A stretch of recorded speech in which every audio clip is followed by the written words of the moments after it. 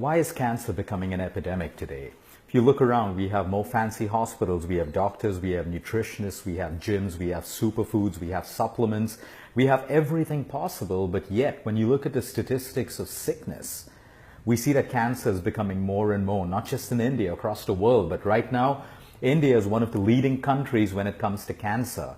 And something has to change, because the very fact is, if we have so much for healthcare, why are people getting cancer and why are people getting sicker and sicker? So it's so easy for us to believe, because of what the media makes us believe, that there's pollution in the air. No doubt there is. Then milk is contaminated, chicken is contaminated, fruits and vegetables are contaminated. All of that stuff. Water is unhygienic. People who are fat, people who are obese, it's bad for their health. They have chances of getting diabetes. And we keep running from pillar to post, reacting to the disease. And today, what we've done is we've pulled up data of over hundreds and hundreds of cancer patients over the last 1 year. And we've looked for a commonality in the lifestyles of these people before they got cancer. It's very important that we invest in prevention today, because once we get the disease, many people heal. But what if we didn't get the disease? What if it was possible to prevent the disease? But you see, there is no research and there is no funding to fund research that goes into prevention, because there's no money to be made in prevention. There are no profits to be made in prevention at all. Like they say, there's no money in being healthy and there's no money in being dead. All the money is in being chronically ill. And if you actually look at that today, all the money is in being chronically ill. And how many times you need to see your nutritionist or your doctors, or be admitted to hospitals, or undergo all these new screening processes that are so good at telling you what's wrong in your body, but there's no one telling you how to overcome everything besides just treating the symptom. So when we pulled up this data, it's unbelievable. And we have data from across the world, because we don't just handle cancer patients across India. We look at people in Europe, from villages in Mexico to Russia to the United States, you name it, and we have patients from all of these places, including down under in Australia, Thailand, Vietnam, and Taiwan and Japan as well. But the beauty is, when we pulled out this data, we would think, at least I would think a couple of years ago, that we would see cancer in patients who are obese. We would see cancer in patients who have exposure to chemicals and who have poor lifestyles, who are drinking and smoking all the time, and all of that stuff. But you'll be very, very surprised at the commonalities that we have picked up when we look at the data of cancer. Today I have 5 commonalities, and it will all make sense to you when you understand it. Today we're just going to discuss the commonalities, and then we're going to break it down over the next couple of videos. Because if we can perfect ourselves at closing the gap in these commonalities, believe me, we have a chance to prevent cancer, and we have a chance to even heal cancer. Now, the beauty of this is it requires lifestyle changes. Now, don't get me wrong, there are cancers which are genetic in nature. There are cancers which are caused beyond our control. There are cancers in small populations where we don't know why it happened. That's a very small population. But the larger population, which is caused by lifestyle, and most doctors, because we don't diagnose beyond the symptom, so we never get into the lifestyle of people who have cancer to find out what the root cause is, what the trigger was. So then we either say, oh, it was bad luck, or it just happened, or yep, it's poor lifestyle. But when you're looking at treating a multifactorial complicated disease, you want to have all the data for a right diagnosis to be made to help the client holistically. Number one, the commonality that we've seen in people who have cancer or who develop cancer, at some point in their life, or at the current point in their life, they have chronic constipation. We have to understand that constipation is a serious disease. It is not an issue, it is a disease. When you have chronic constipation, what are you doing? You're storing toxic waste in your system, which is not meant to be in your system.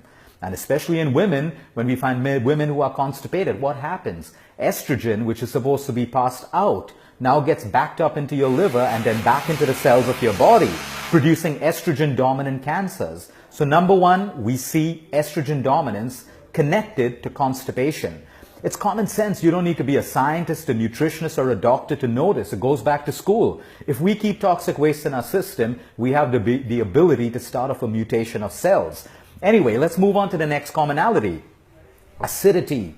Almost every patient who has cancer, or forget about just cancer, diabetes, cardiovascular issues, obesity, all of these problems have highly acidic bodies. And it makes sense because when your body is acidic, you give it the environment for cancer cells to mutate, grow, and spread. An acidic body allows a tumor to grow bigger and bigger and bigger. An acidic body provides the breeding ground for pathogens, bacteria, germs, and viruses. That's another commonality that we see everywhere. So don't just run around making your body alkaline. Watch my video on the dangers of being too alkaline as well.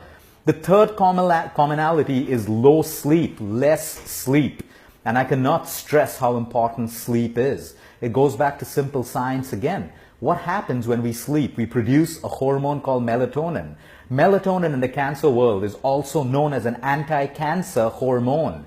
Because while you sleep, if you have the right amount of melatonin, you can prevent your body, your immunity can prevent the proliferation of cancer cells. And we see this commonality in sick people, not just people with cancer. People with depression, diabetes, you name the condition, and you can connect it with low sleep over the years. You cannot go against nature. Sleep is built into our bodies as a product of nature. If we don't have the right sleep, we have complications. And that's another commonality we've seen. The fourth one is emotional stress. And you know I'm big on this. I keep telling people the beauty in this data is almost every one of these cancer patients. I asked them one question: what was going on in your life 6 months to a year, maybe even 2 years before the cancer hit you? Because cancer just doesn't grow overnight. It's happening in your body 6 months to a year or maybe more in your body. And I get one answer. Ask everyone, what was going on in your life 6 months to 1 year before you had cancer? And 97% of them can relate to extreme emotional stress. I'm not talking about day-to-day stress. All of us have that. I'm not saying that if I'm stressed today, I'm going to get a cancer tomorrow. I'm talking about chronic emotional stress. And each one of these people could point out that stress factor in their life.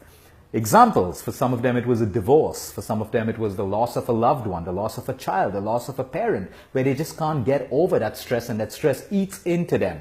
Some of them it was property issues, some of them financial issues, some of them extreme self-esteem, self-confidence issues. It's beautiful, sad, but beautiful when you see that connection of emotional stress and triggers to the cause of disease.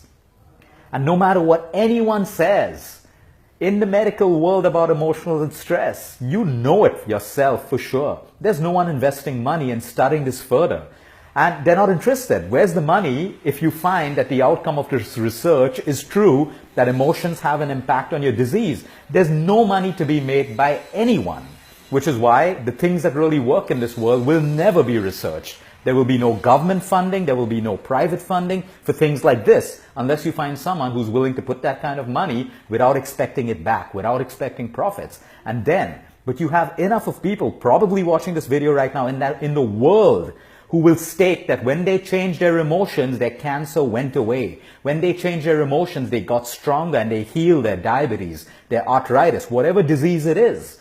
These are the four main commonalities that we've seen in almost every cancer case in the last 1 year, and on almost every cancer case that I see every single day. Now, the beauty of that is I've broken these points up into something else, a sedentary lifestyle. Because what happens when you have a sedentary lifestyle? When you have a sedentary lifestyle, you put on the wrong weight, you get acidic, you get constipated. When you're sedentary, you're obviously not motivated to move, which means you have some sort of emotional stress. So you see a connection between a sedentary lifestyle and the four commonalities. Low water intake. I can't tell you how many people, at least 95% of the people I see every single day, should never have required a consultation or should never have fallen sick if they had only taken care of their water intake.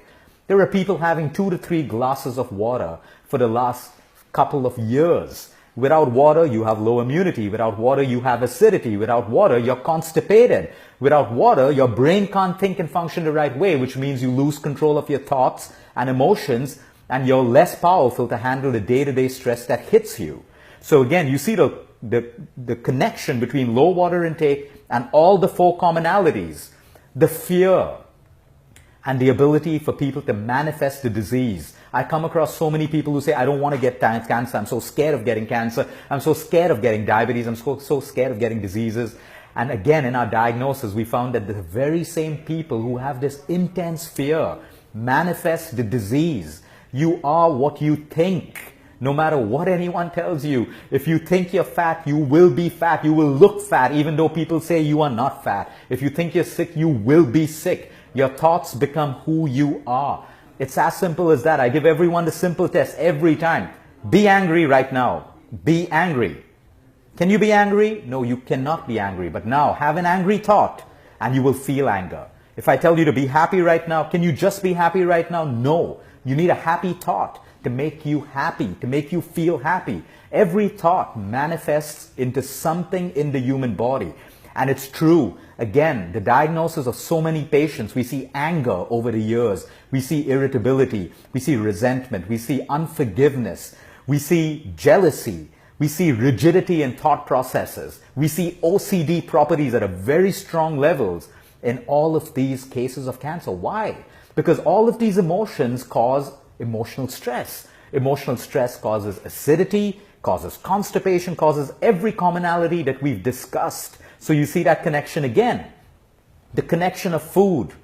When people start eating more raw food and less cooked food, they have the ability to boost their immunity. There's such a big connection between your nutrition and your food. But it is wrong for us today to say that only obese people would get cancer. Because I have thin people, I have obese people. I have people with six packs, I have people with size 0 figures who get cancers as well. So you see, it's not just about weight. I know people who are obese and they have clean medical records. Absolutely no issues with diabetes, cholesterol, thyroid, nothing. And they are happy people. They're emotionally stable. They live life every day. They're happy. They're content. And I see thin people who have great bodies and they have every possible medical ailment in their parameters wrong. And that's because they're depressed, they're anxious, they're OCD. They have all of these, emotional sicknesses, which is why I always say it's a mind-body connect. Do not just focus on the physical part of your body. You have to focus on the mental and emotional part as well. It's extremely, extremely important. And when we tie all of these things together, you have the ability to prevent cancer. Genetics. Yes, like I said, genetics plays a role. But just because your parents have cancer or diabetes or cardiovascular, it does not mean you have to get the same thing. For people who have this fear, you must read this book. It's called The Biology of Belief.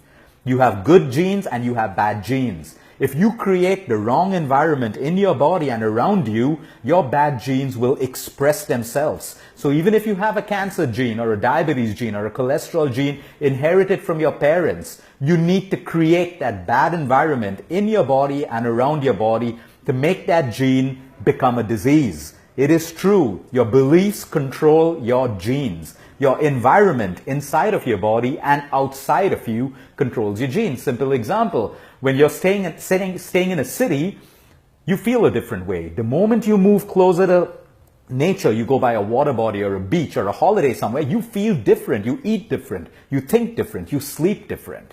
Because again, nature and an environment has a direct impact on every single gene in the human body.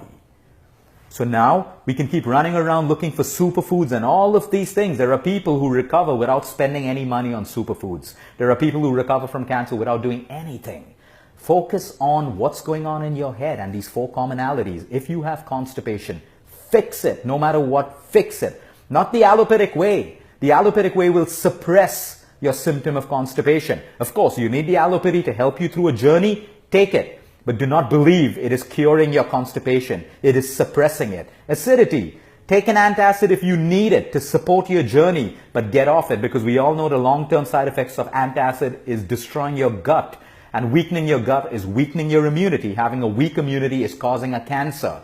So look at natural remedies. There are plenty out there to reduce your acidity. Change your lifestyle. Change the way you eat, sleep, think, and move. And you will control your acidity. Again, your antacid is only suppressing your acidity. It is not curing you. Sleep.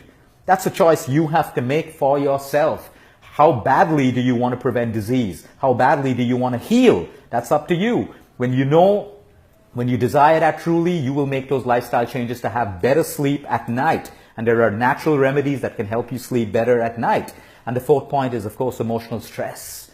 Start doing the things you love, meditate, exercise, your hobbies, cut away from toxic people, dump toxic relationships. I know it's easy for me to sit here and tell you that. I struggle with my own level of toxicity too, but we got to keep on trying every single day. We can't say, oh, this is my position in life and I have to accept it. Also then, accept the consequences of your decision. If you really want something, you got to rise above and get what you really want. You got to make those lifestyle changes, because I'll tell you one thing. No one is responsible for your health but you. No one cares about your health as much as you would want to. So take accountability, take responsibility, no matter what it takes. Make those lifestyle changes, and I can promise you, many people will not have to suffer from cancer if they get these basics right, because these are commonalities that we've seen in every single cancer patient. Have a good evening, everyone. If you know people who are suffering from cancer, if you want to prevent it, share this as much as you can, because there are 4 things which don't require money. They don't require money to fix. It only requires your own motivation that comes from within, the want to do it, and making these simple lifestyle changes to do it. Have a good evening, everyone. Until next time, eat smart, move more.